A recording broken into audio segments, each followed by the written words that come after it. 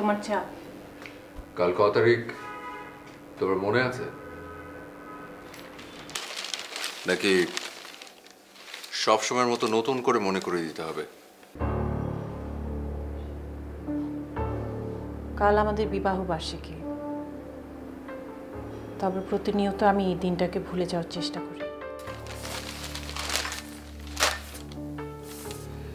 বৃথা চেষ্টা করে কি লাভ বলো তো? চেষ্টা করে যদি সফলতাই না পাও। সব নদী তো সাগরের দেখা পায় না, কিন্তু নদী তার চেষ্টা কখনো ছেড়ে দেয় না। চারু, আমি না ঠিক বুঝতে পারি না একটা সহজ কথা মেনে নিতে তোমার তো কষ্ট হয় কেন? কেন এটা বোঝো না যে আবেগ আর বাস্তবতা এক না? সত্যি কথা বলছো তুমি। কখনো কখনো আবেগ মানুষের জীবনে কাল হয়ে দাঁড়ায়,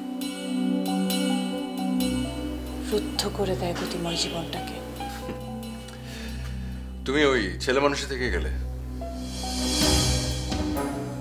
দয়া করে এবার তোমার ওই আবেগের দরজাটা একটু বন্ধ করো।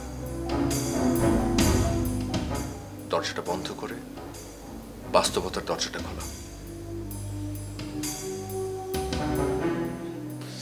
জানো, আমি কোনোদিনও বুঝতে না পারি যে তুমি অতি আবেগের জ্বরে আক্রান্ত।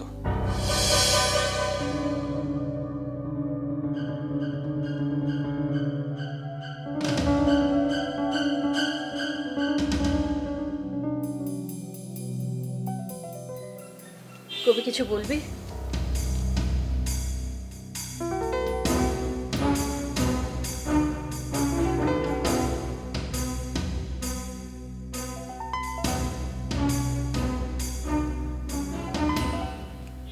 আমি আর বাঁচতে চাই না, যদি সম্ভব হয় আমাকে মেরে ফেলো।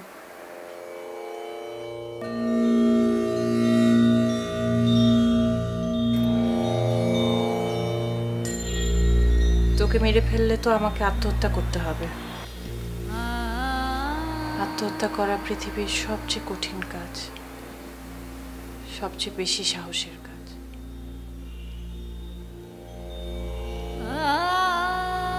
আমার এত সাহস নেই রে ভাই, সরি। আমাকে ক্ষমা করিস, তোর কথা আমি রাখতে পারবো।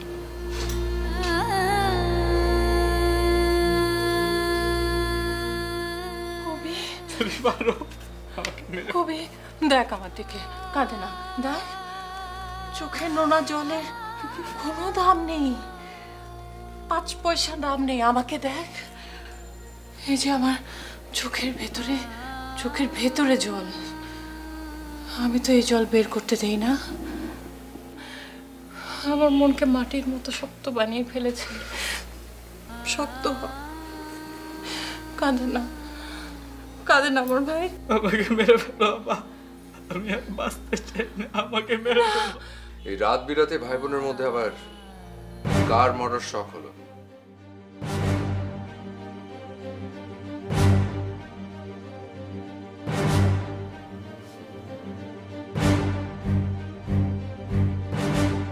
এখন কেউ কিছু বলবে না,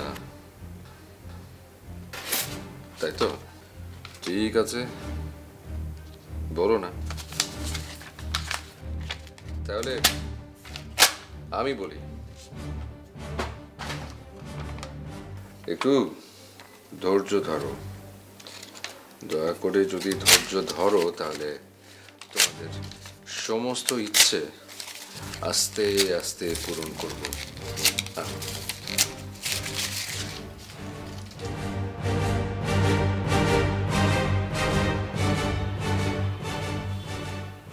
মরা মানুষকে নতুন করে মরার ভয় দেখিয়ে লাভ কি? লেবু যত কচলাবে না ততই কিন্তু তেতো হয়, সে কথাটা জানো নিশ্চয়ই। সেটা জেনে শুনেই তো বিষ পান করে আসছি এতদিন। যাই হোক, তোমার এই পঙ্গু ভাইটাকে বলে রেখো যেন ভুলেও কোনো সিদ্ধান্ত নিজে নিজে না নেয়, কারণ তোমাদের সকল সিদ্ধান্ত শুধু একা নেব আমি।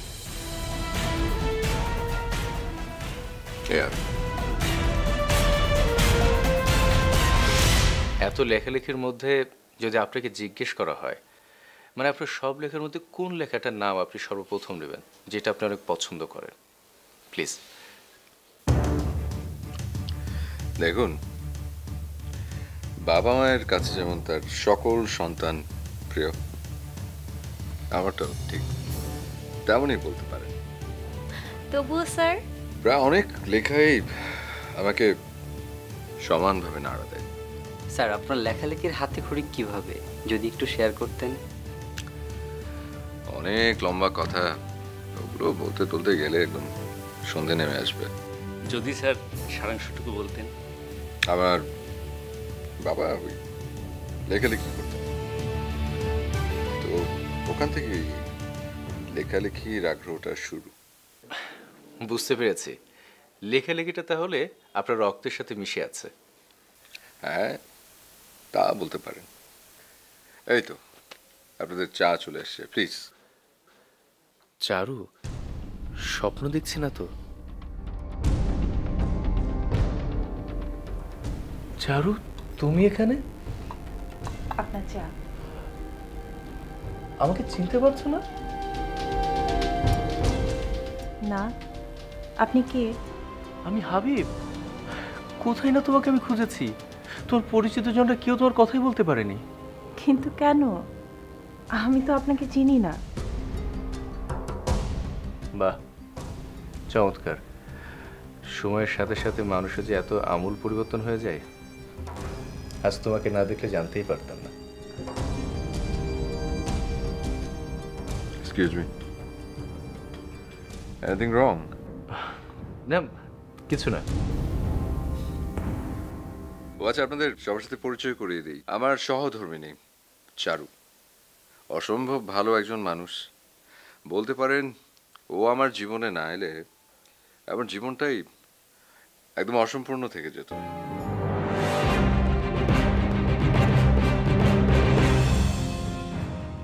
আমার লেখালেখির মূল মন্ত্র বলতে পারেন চারুকে। চারু আমাকে চিনতে পারলো না, নাকি চিনেও না চেনার ভান করলো? কিন্তু কেন? ওর সাথে তো আমার কখনোই মন কষাকষি হয়নি। আপনারা কিছু মনে করবেন না, আমার একটু তাড়া আছে। আরেকদিন হয় আড্ডা দেওয়া যাবে। হ্যাঁ, আপনারা না হয় আজকে আসুন। Thank you so much sir, আমার সময় দেওয়ার জন্য। তাহলে আসি। আপনি একটু বসুন, কি জন্য একটা জানতে চেয়েছেন? Please sit down. কি যেন একটা জানতে চেয়েছিলেন আপনি? না মানে, চারুকে আপনি আগে থেকে চিনতেন? সে কথা বলে লাভ কি? কথার মাঝে জটিলতা না রেখে পরিষ্কার করে বললেই পারেন। চারু কি আপনার পূর্ব পরিচিত? থাক, আপনারা সময় নষ্ট করতে চাই না। সময়ের অবস্থানের সাথে সাথে মানুষেরা যে আমূল পরিবর্তন হয়, চারুকে দেখে তার একবার জানলাম। ও, ভেরি ব্যাড। চারু, চারু, এই তো চারু। বলো। আচ্ছা চারু, তুমি মিস্টার হাবিবকে কি চেনো? না, চিনি না। ভালো করে মনে করো, তারপর বলো। এতে ভালো করে মনে করে বলার কি আছে? আমি এই ভদ্রলোককে আজকেই প্রথম দেখলাম, আগে কখনো দেখিনি। চারু, তুমি আমাকে চেনো না? না, আমি আপনাকে চিনি না। আর আপনি যে আমাকে তুমি করে বলছেন, আমি তো আরেকজনের স্ত্রী। আপনি কোন সাহসে আমাকে তুমি করে বলছেন? মিস্টার হাবিব, কোথাও কোনো ভুল হচ্ছে না তো? চেনা চেনা মানুষ যদি চিনতে অস্বীকার করে, সেক্ষেত্রে আমার কিছুই বলার নেই। দেখুন, কোনো এক চারুকে হয়তো কোনো সময় আপনি চিনতেন, জানতেন, কিন্তু আমি সেই চারু নই। সরি।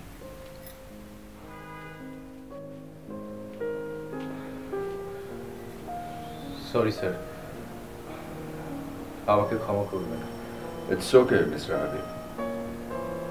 বাট মিস্টার হাবিব, আপনি আমাকে সত্যিটা বললেই পারতেন, কারণ আমার সহযোগিতা কিন্তু আপনার প্রয়োজন। সহযোগিতা মানে? মিডিয়াতে প্রতিষ্ঠিত হতে হলে একটা শক্ত খুঁটি দরকার হয়, আর সেই শক্ত খুঁটিটা আমি হতে পারতাম।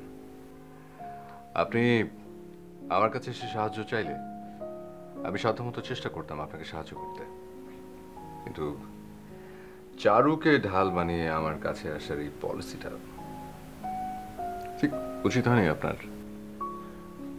আপনি যা ভাবছেন তা সঠিক নয়।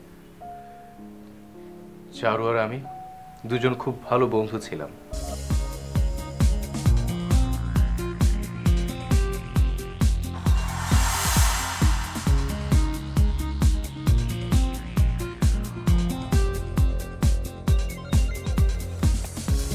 কয়টা বাজে? কয়টা বাজে? সরি সরি সরি সরি, রাস্তায় যে কি পরিমাণ জ্যাম, আমি যে কিভাবে এলাম, এর জন্য উচিত আমাকে থ্যাঙ্কস দেওয়া। থ্যাঙ্কস না? এই যে কি পেপার? দেখেন, একটু ভালো করে দেখেন। কি আছে এখানে? আমার একটা লেখা আছে, সেই লেখাটা যেটা পড়ে আপনি বলেছিলেন খুব ফালতু, এটা কেউ ছাপাবে না, বুঝছো?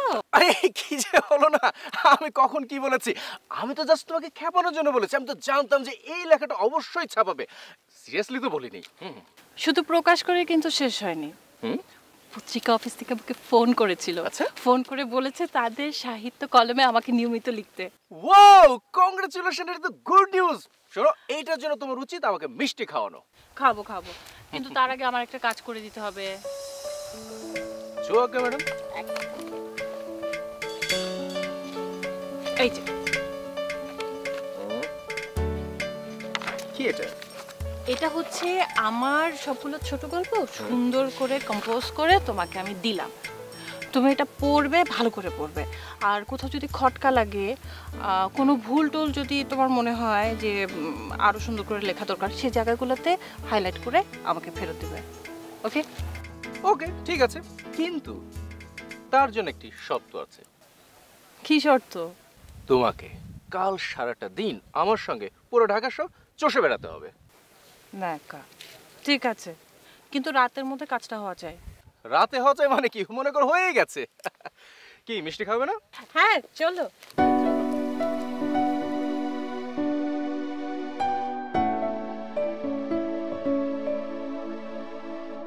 চলো হারিয়ে যায়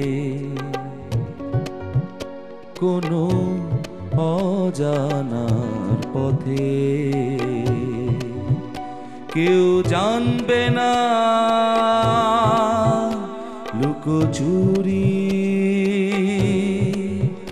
লুকোচুরি লুকোচুরি। চলো হারিয়ে যাই কোনো অজানার পথে, কেউ জানবে না লুকোচুরি লুকোচুরি লুকোচুরি। চলো হারিয়ে যাই কোথাও,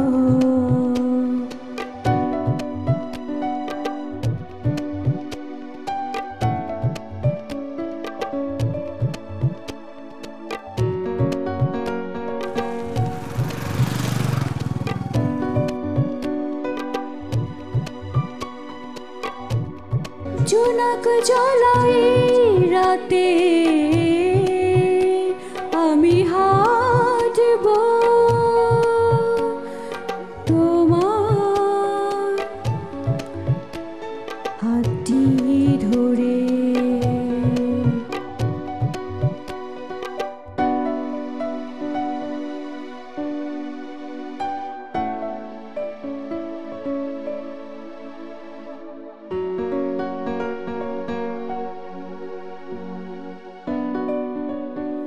বছর পর সুস্থ হয়ে যখন চারুর কাছে গেলাম, তখন আমি চারুকে কোথাও খুঁজে পেলাম না।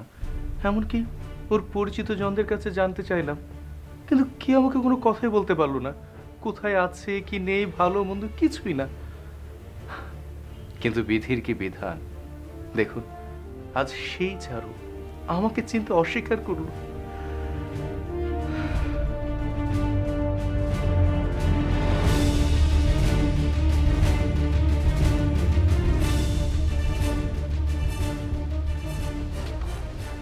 দাঁড়ান, উপরের নির্দেশ, আপনি অফিসের ভেতরে যেতে পারবেন না। অফিসের ভেতরে যেতে পারবো না মানে? জি, আপনাকে আর এই অফিসে প্রয়োজন নেই। আপনার আইডি কার্ডটি রেখে চলে যেতে বলেছে। আমার কি অপরাধ? দেখুন, আমাদেরকে যেটা বলতে বলা হয়েছে আমরা সেটাই বলেছি, এর থেকে বেশি কিছু বলতে পারবো না। হঠাৎ রাতের মধ্যে এমন কি ঘটনা ঘটলো যার জন্য আমাকে অফিসে আসতে বারণ করে দিল?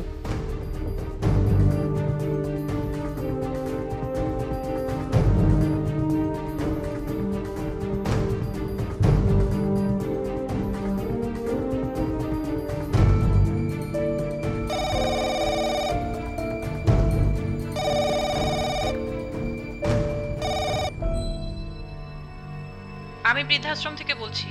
আপনার মা মানে মোসাম্মদ আসিয়া বেগম ভীষণ অসুস্থ। আপনার স্বামীর মোবাইলে এর আগেও আমরা ফোন করেছিলাম, কিন্তু তা সত্ত্বেও আপনারা আপনার মাকে দেখতে আসেন নাই। সে বারবার আপনাকে দেখতে যাচ্ছে। কবিকে কিছু বলা যাবে না, ও অনেক কষ্ট পাবে।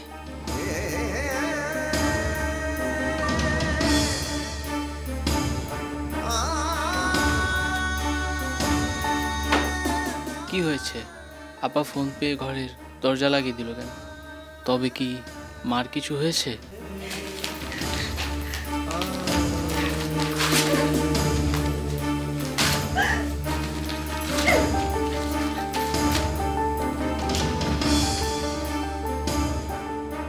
না, এই তো এখন লাইনে আসছে।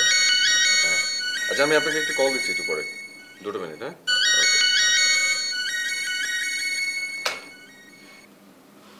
হ্যাঁ, কি ব্যাপার? বৃদ্ধাশ্রম থেকে তোমাকে ফোন করেছিল? করি না তো। মিথ্যা কথা বলো না। হ্যাঁ দিয়েছিল তো। আমাকে বলনি কেন? বলার প্রয়োজন মনে করিনি তাই। আমার মা অসুস্থ টগর, আমার মা। আমাকে বলার প্রয়োজন বোধ করনি তুমি? এখন আমার শাশুড়ির বয়স হয়েছে, মরে যাবে, এটাই তো স্বাভাবিক। মা আমাকে দেখতে চেয়েছে, আমি মাকে দেখতে যাব। চোখের দেখা দেখে আর কি করবে, একবারে শেষ দেখা দেখো। আমি মাকে দেখতে যাব। কোথাও যাওয়া হবে না, এসব নাকি কান্না রেখে হাতের কাজ সবকিছু সেরে ফেলো। আমি বাসায় আসার পর সবকিছু না ঠিক পাই। টগর প্লিজ, টগর আমি মাকে দেখতে যাব প্লিজ। আর কোনো কথা না, রাখি। মাকে দেখতে যাবে, মামার বাড়ির আবদার।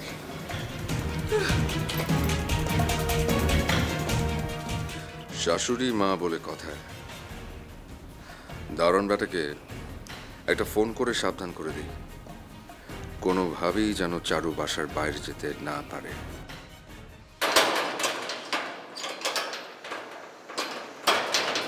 ভাইয়া তালাটা খুলে না, আমি বাইরে যাব। স্যারের নির্দেশ আছে, তালা খোলা যাবে না। আমার মা অসুস্থ, আমার দেখতে যেতে হবে। স্যার নিষেধ করছেন, আপনি একা একা বাইরে যেতে পারবেন না। আপনি তালা খুলেন। স্যার বলেছেন স্যার এসে আপনাকে নিয়ে আপনার মাকে দেখতে যাবেন, আপনি এখন চলে যান। তালা খুলেন, আমি বাইরে যাব। খোলেন তালা। আপনি কি আমার কথা বুঝতে পারছেন না? অযথা এখানে দাঁড়িয়ে থেকে কোনো লাভ নেই, আপনি চলে যান। আর স্যার যদি জানতে পারে আমাকে বকা দেবে এবং আমার চাকরি থেকে নট করে দেবে। জানতো মা, আমাকে তুমি ক্ষমা করে দিও। আমি হয়তো তোমাকে শেষ দেখাটাও দেখতে পাবো না।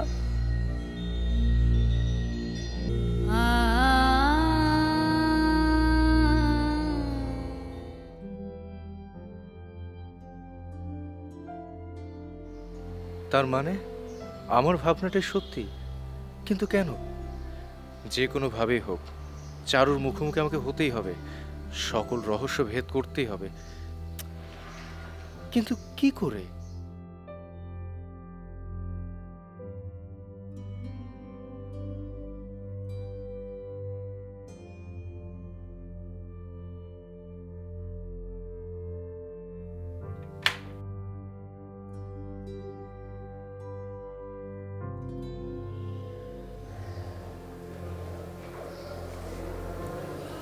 টগর বাসাতে নেই, আপনি আসতে পারেন। আমি জানি লেখক বাসাতে নেই। গেটে তো তালা মারা, তাহলে হাবিব কিভাবে ভিতরে আসলো? টগর যদি এসে হাবিবকে দেখে ফেলে কুরুক্ষেত্র বেঁধে যাবে। টগর আসার আগে আমার হাবিবকে এখান থেকে বিদায় করতেই হবে। আপনি আপনি তাড়াতাড়ি এখান থেকে চলে যান। টগর যদি আপনাকে দেখে ফেলে তাহলে কিন্তু বিরাট কেলেঙ্কারি হয়ে যাবে। আপনি যান, প্লিজ যান। চারু, সত্যি করে বলো তো সমস্যাটা কি? সমস্যা না, আমার কোনো সমস্যা নেই তো। আপনি চলে যান এখান থেকে, নালে কিন্তু আমি দারোয়ান ডাকতে বাধ্য হব। তা পারবে, কিন্তু তুমি কোনোদিন এ বাড়ি থেকে বের হতে পারবে না। আমি এ বাড়ি থেকে বাইরে বের হতে পারবো না, এই কথা আপনাকে কে বলেছে? কে বলবে? তোমার আর দারুণের কথা আমি নিজ কানে শুনেছি। আপনি ভুল শুনেছেন, আপনি ভুল শুনেছেন। কথা না বাড়িয়ে আপনি চলে যান, এটাতে আপনারই মঙ্গল হবে। আপনি যান। কি আর অমঙ্গল হবে? যা ক্ষতি করার তা তো লেখক আমার করেই দিয়েছে। কি বলতে চাইছেন আপনি? তোমার সাথে দেখা হওয়ার পর থেকেই একের পর এক অঘটন ঘটেই চলেছে। আমাকে চাকরি থেকে অব্যাহতি দেওয়া হয়েছে, আমার মানিব্যাগ ছিনতাই হয়ে গেছে। এখানে শেষ না, আমি যে বাসায় থাকি সে বাসায় এখন টুলেট ঝুলছে। বাসা থেকে আমাকে বের করে দিচ্ছে, আমাকে প্রাণে মেরে ফেলার চেষ্টা করা হচ্ছে। আমার ভয়টাই সত্যি হলো। টগর বুঝে গেছে যে আমি হাবিবের পূর্ব পরিচিত। ভেবেছে ও ঢাকায় থাকলে আমার সাথে কোনো না কোনোভাবে ঠিক যোগাযোগ করবেই, তাই সে এমন কাজ করিয়েছে। চারু, প্লিজ দয়া করে চুপ করে থেকো না, সত্যটা বলো। তুমি নিজেকে আমার কাছ থেকে আড়াল করে রেখেছো কেন? প্লিজ সত্যটা বলো, কি হয়েছে? কি আমার অপরাধ? প্লিজ প্লিজ আপনি এখান থেকে চলে যান। আপনি আর কোনোদিন এই মুখ হবেন না, প্লিজ চলে যান। আমি যাব না। আজ লেখকের মুখোমুখি আমাকে হতেই হবে। আমাকে জানতেই হবে কি অপরাধ আমি করেছি যে তিনি আমার পিছনে উঠে পড়ে লেগেছেন।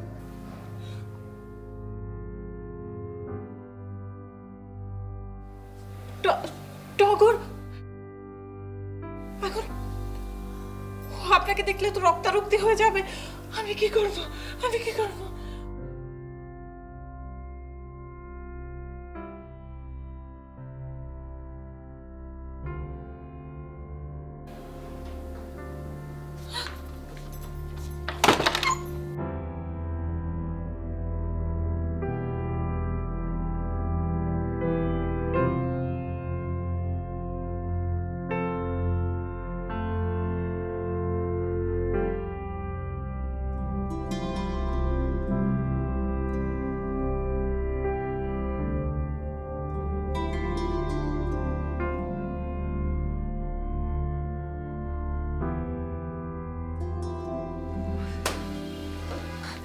কখন এলে? আমি তো টেরি পেলাম না। এই তো কিছুক্ষণ। ডিনার খাবে? টেবিলে ডিনার সার্ভ করি। এখন একটু একটু পরে দাও। তাহলে চা দেই। চা বানাই?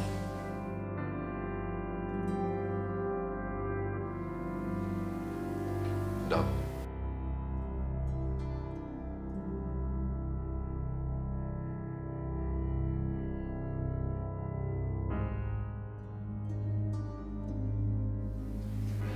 তোমার চা। তুমি চাটা শেষ করো, আমি টেবিলে ডিনার দিই।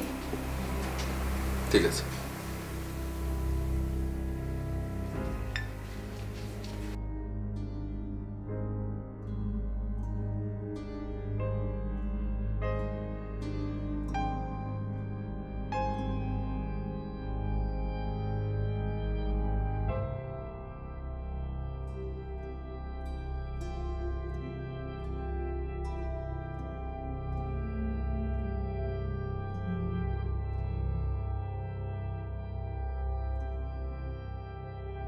জি স্যার, আপনার তাহলে চলে আসুন। হ্যাঁ, ওকে স্যার, থ্যাংক ইউ। কবির ঘুমের ওষুধ টগরের চায়ের সাথে মিশে দিয়েছি, অন্তত কিছুক্ষণ ঘুমাবে। এই শাড়িগুলো ধরো, একটার সাথে একটা গিট মারবে, তারপরে পেঁচিয়ে নিচে নেমে যাবে। যাও। তুমি কি পাগল হয়ে গেছো চারু? তুমি কি এখনো আমার সঙ্গে নাটক করবে? সব সত্য কথা খুলে বলো প্লিজ, চুপ করে থেকো না।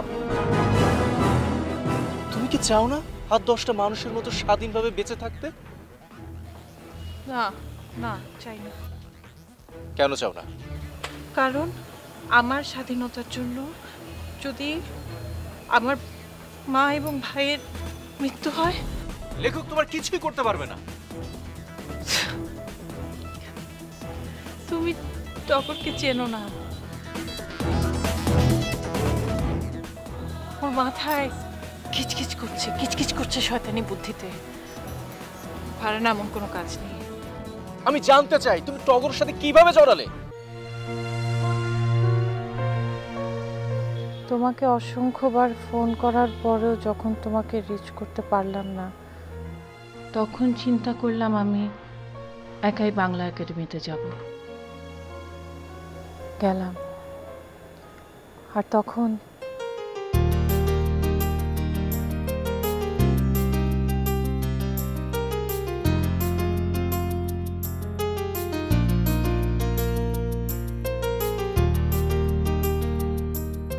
Excuse me. জি।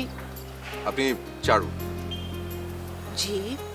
আপনাকে এতবার দেখেছি বাংলা একাডেমিতে, অনেকবার ভেবেছি যে আপনার সাথে কথা বলবো, কিন্তু কখনো কথাও বলা হয়নি। আপনি কি আশেপাশেই থাকেন? হ্যাঁ, কিন্তু আপনি? আমি টগর।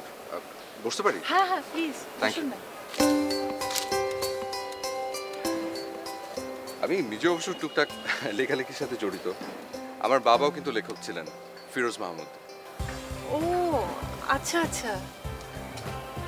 তো চেষ্টা করি যাতে বাবার মতো করে ভালো লিখতে পারি, কিন্তু বাবার ধারে কাছেও লেখা হয় না। আমি কিন্তু আপনার অনেক লেখা পড়েছি পেপারে, আমার ভীষণ ভালো লাগে। আমি বলতে পারেন আপনার লেখার একজন অন্ধভক্ত। খুব কপি করার চেষ্টা করি, কিন্তু কপি যে করব ওটাও পারি না। ধন্যবাদ, কিন্তু আপনি আমাকে কপি করবেন কেন? আপনি আপনার মতো করে আপনার লেখার বৈশিষ্ট্য তৈরি করুন না, দেখবেন আপনার লেখা অনেকে পড়বে। সত্যি বলছেন? প্লিজ আমাকে একটু সাহায্য করুন না। আপনি আমাকে কিছু টিপস দেন না, আমি কিভাবে ভালো লিখব। দেখুন, আমি শুধু একটা কথাই বলতে পারি, সেটা হচ্ছে আপনি আপনার মেধা এবং মননশীলতা দিয়ে চেষ্টা করে যান, দেখবেন একসময় আপনি আমার থেকে আরো অনেক অনেক গুণ ভালো লিখতে পারবেন। সেটা হয়তো কখনো সম্ভবই হবে না। আমার সবচেয়ে ভালো লাগে আপনি আপনার বাক্য গঠনগুলো এত সাধারণভাবে লেখেন। এভাবে পরপর টগরের সাথে আমার দেখা হতে লাগলো, কাকতালীয় ভাবে। কেমন যেন একটা অ্যাট্রাকশন কাজ করতো টগরের প্রতি, ভালো লাগার থেকে ভালোবাসা, ভালোবাসার সাথে সাথে আমার উপর টগরের অধিকারও বাড়তে থাকলো। তোমার জায়গাটা টগর নিয়ে নিল। আমি বুঝতে পারিনি, আমার ভালো মন্দ সব ডিসিশন টগর নেওয়া শুরু করলো।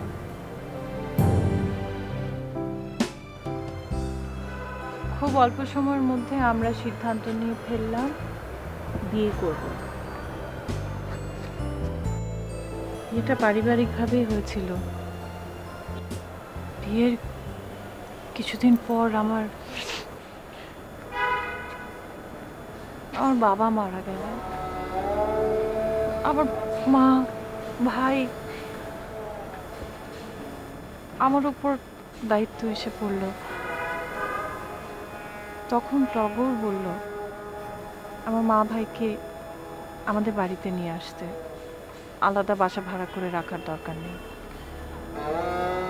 আমি খুব নিশ্চিন্ত হয়ে তাদেরকে আমাদের বাড়িতে নিয়ে আসলাম। অন্তত একসাথে তো থাকা যাবে।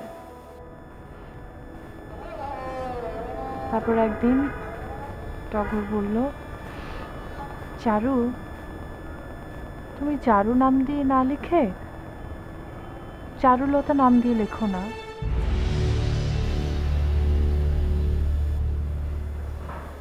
টগরের উপর কিচ্ছু বলতে পারলাম না, চারুলতা নাম দিয়ে লেখা শুরু করলাম। সব ভালো যাচ্ছিল, আমার মা ভাই আমার কাছে, লেখালেখি করছি, টগরের সাথে ভালো, সব কিছু ভালো। তারপর চারুলতা নামের পেছনে চারু নামটা হারিয়ে গেল।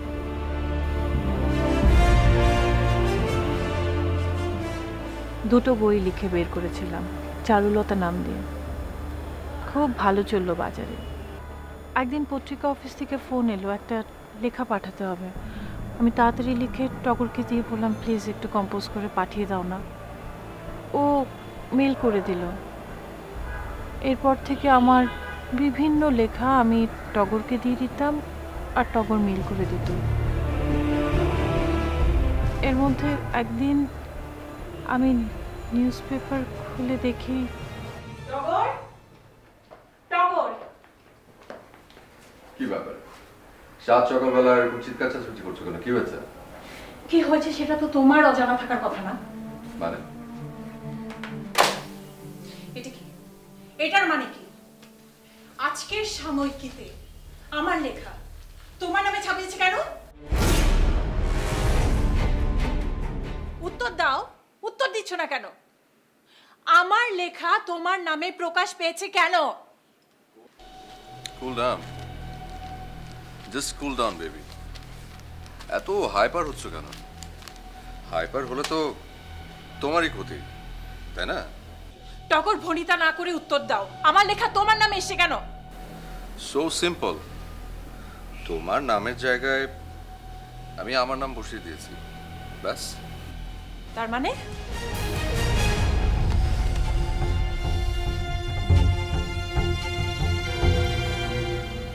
মানেটা একদম পানির মতো পরিষ্কার। এখন থেকে তোমার যত লেখা সব আমার নামে প্রকাশ পাবে। তোমাকে ভালোবেসে বিয়ে করেছি বলে তুমি মনে করো না যে তোমার সব অন্যায় আবদার আমি মেনে নিব। না, মানতে তুমি বাধ্য। এছাড়া তোমার সামনে আর কোনো পথ খোলা নেই যে। প্রয়োজন আমি আইনের আশ্রয় নেব। আইন? আইন?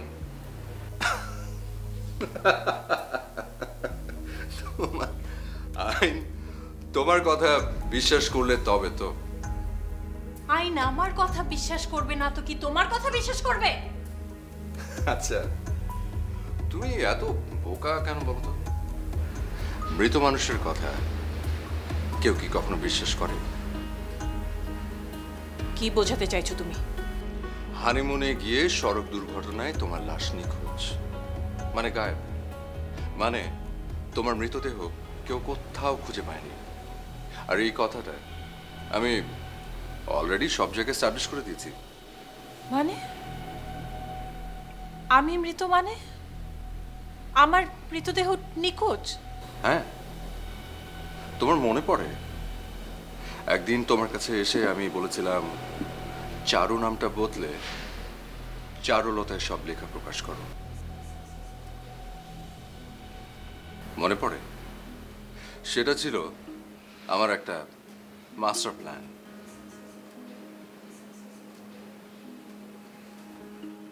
চারুলতা নামটা ছিল জাস্ট ছোট্ট একটা ছুতো।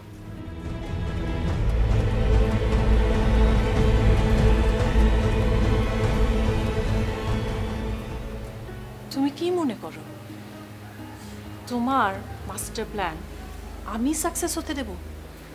নো। কবি, কবি, তুই এক্ষুনি তুই থানায় ফোন কর। কেন কি হয়েছে আব্বা?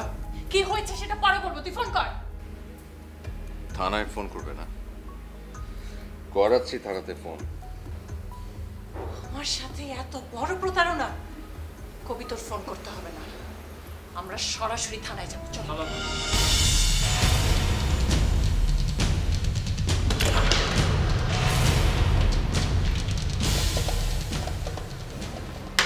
কেউ কোথাও যাবে না। তুমি কি বলবো? তোমার রক্তচক্ষুকে আমি ভয় পাই? ভয় পাও না,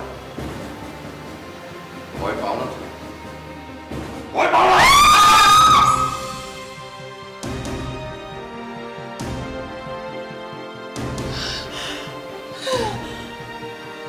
এখন নিশ্চয়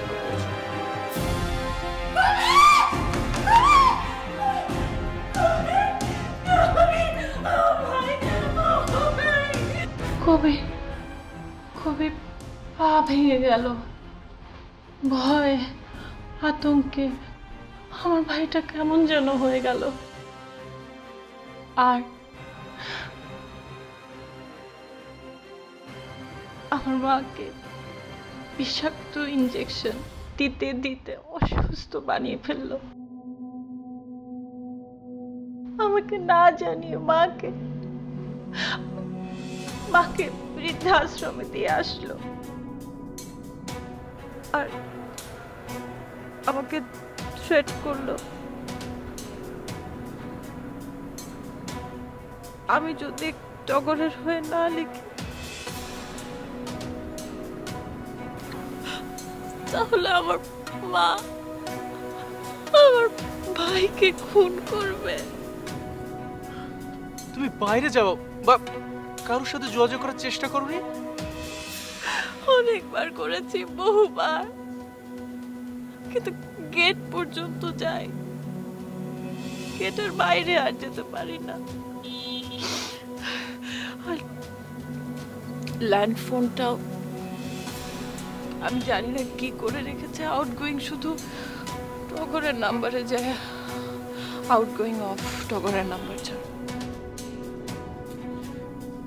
সত্যি আমি ভাবতেই পারছি না মানুষ কতটা স্বার্থপর হলে এমন হীন কাজ করতে পারে। হাবিব তুমি চলে যাও, অনেক সময় হয়ে গেছে, তুমি চলে যাও প্লিজ, তুমি চলে যাও। আর থাকে বাহ,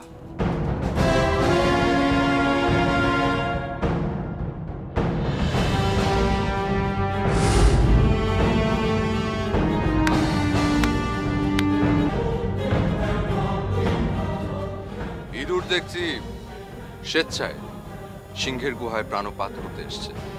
বাহ, আপনারে বড় বলে বড় সেই নয়, লোকে যারে বড় বলে বড় সেই হয়। এসব নীতি বাক্য শুধুমাত্র গল্প আর উপন্যাসেই মানে, কিন্তু বাস্তবতা ঠিক তার উল্টো। হাবিব তুমি চলে যাও, তুমি চলে যাও, আমি এটাকে ভাগ্য বলে মেনে নিয়েছি। ভাগ্যের দোহাই দিয়ে ঘোর অন্যায়কে তুমি মেনে নিতে পারো, কিন্তু আমার পক্ষে মেনে নেওয়া অসম্ভব। আজ আমি এর একটা হেস্তনেস্ত করেই ছাড়বো। এ তো দেখছি চুরির উপর সিনা চুরি, চুরি করে আমার বাড়িতে প্রবেশ করে আবার আমার উপরে সালিশি। ছি, আপনি এত নিকৃষ্ট। তারা হলে মানুষ পারে তার স্বার্থের জন্য কাউকে এভাবে নির্মমভাবে ব্যবহার করতে? ওপরে উঠতে গেলে একটা সিঁড়ির প্রয়োজন হয়, আর সেই সিঁড়ি হিসেবে আমি চারুকে ব্যবহার করেছি। অন্যায় তো কিছু করিনি। ও, আপনি কোনো অন্যায় করেননি? চারুকে ভালোবাসার ফাঁদে ফেলে বিয়ে করেছেন, এটা অন্যায় না? ওকে মৃত বলে সমাজে সবার কাছে প্রতিষ্ঠিত করেছে। ওর প্রতিভা, ওর স্বাধীনতাকে জিম্মি করেছে। প্রতিনিয়ত ওর মা ভাইকে মৃত্যুর ভয় দেখে আপনার স্বার্থকে হাসিল করছেন। আমার চাকরিটা কেড়ে নিয়েছেন, আমাকে প্রাণে মেরে ফেলার চেষ্টা করছেন। এগুলো অন্যায় না? হাবিব প্লিজ, তুমি আমার কথা না ভেবে এখান থেকে চলে যাও প্লিজ। সিসি ফুটেজে ওই ব্ল্যাক স্ক্রিন দেখে আমি ভেবেছিলাম আমার শিকারই বোধ হয় বড্ড শেয়ানা। মিস্টার হাবিব, সিংহের গুহা থেকে প্রাণ নিয়ে ফিরে যাওয়া যে অসম্ভব। আপনি নিজেকে কি মনে করেন মিস্টার নেকআপধারী লেখক?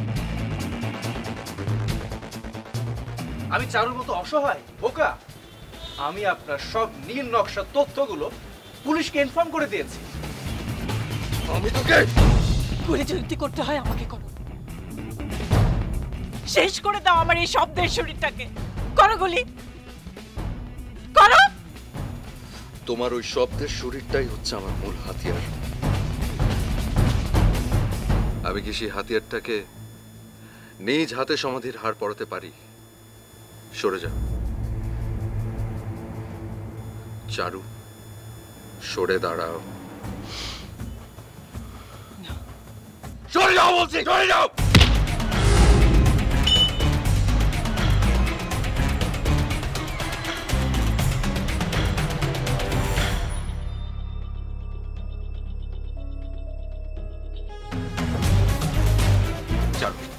চারু, চারু কুল কুল কুল চারু, চারু ও তোমাকে ওর নিজের স্বার্থের জন্য ব্যবহার করেছে।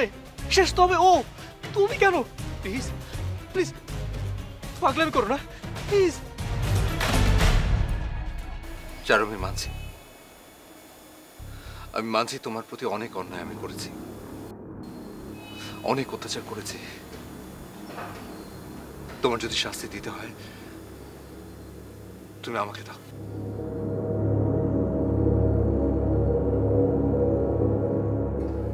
কিন্তু কিন্তু নিজেকে এভাবে শেষ করে দিও না প্লিজ। তুমি এই চারুকে চারুলতা নামের কাফনের কাপড় পরিয়ে দাফন করে রেখেছো।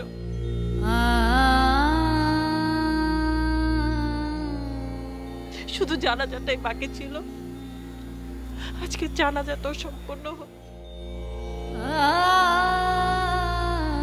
আজকে জানাজাটাও সম্পূর্ণ হোক।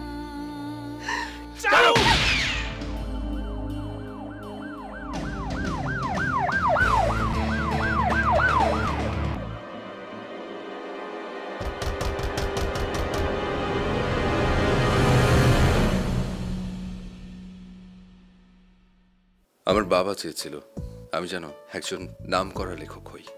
বাবা লেখক হিসেবে সফলতা পায়নি বলেই সে মনে প্রাণে চেয়েছিল আমাকে সফল একজন লেখক রূপে দেখতে।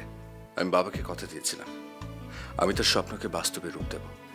লেখাপড়ার পাশাপাশি নিজেকে লেখক রূপে প্রতিষ্ঠা করতে মরিয়া হয়ে বহু কাঠখড় পুড়িয়েছি, কিন্তু তাতে কোনো উত্তাপ ছড়ায়নি। ছড়িয়েছে মনের মাঝে নিজের প্রতি একরাশ ঘৃণা আর ক্ষোভ। কি করে অন্যের প্রতিভাকে জিম্মি করে নিজেকে সফল লেখক রূপে প্রতিষ্ঠা করা যায়। তোমাকে দেখার পর সেই কল্পনা যেন আরো দৃঢ় হয়ে ওঠে বাস্তবে রূপ দিতে। তাই তো তোমাকে ভালোবাসার ফাঁদে ফেলে বিয়ে করি। যে পাপ আমি করেছি আমি জানি তার কোনো ক্ষমা নেই। শুধু তোমার প্রতি আমার একটা অনুরোধ, সযত্নে রেখো তোমার শব্দের শরীর।